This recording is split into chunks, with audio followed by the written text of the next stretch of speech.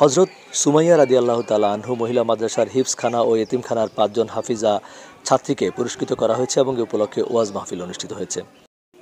সোমবার রাতে মানিকছড়ি উপজেলার ২ নং বাটনটলি ইউনিয়ন মাদ্রাসা মাঠ প্রাঙ্গণে হাফেজা ছাত্রীদের পুরস্কার প্রদান করেন অনুষ্ঠানে আগত অতিথিরা।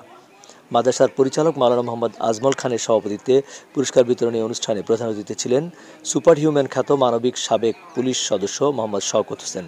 মাহফিলের প্রধান বক্তা হিসেবে উপস্থিত ছিলেন শাইখুল হাদিস আল্লামা সলিমুল্লাহ। এ সময় বিশেষ বক্তা ছিলেন মাওলানা মুফতি কাজী ইউসুফ ফারেকী। গেস্ট অব অনার হিসাবে অনুষ্ঠানে কোরআনে হাফিজাদের বিভিন্ন পরামর্শ এবং তাদের হাতে পুরস্কার তুলে দেন তরুণ উদ্যোক্তা দুরন্ত বাজারের ব্যবস্থাপক পরিচালক নূর মোহাম্মদ শাহেদ চৌধুরী।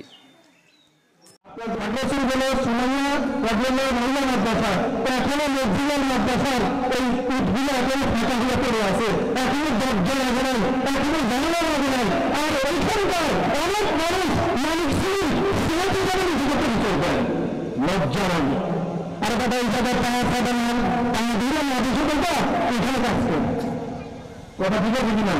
কথা শুনতে খুব খারাপ লাগবে, খারাপ লাগবে আমার কিচ্ছু করার নেই। আমাদের দিন হাফেজ রয়েছে, এটার থেকে আর বেশি বড় কিছু হতে পারে না।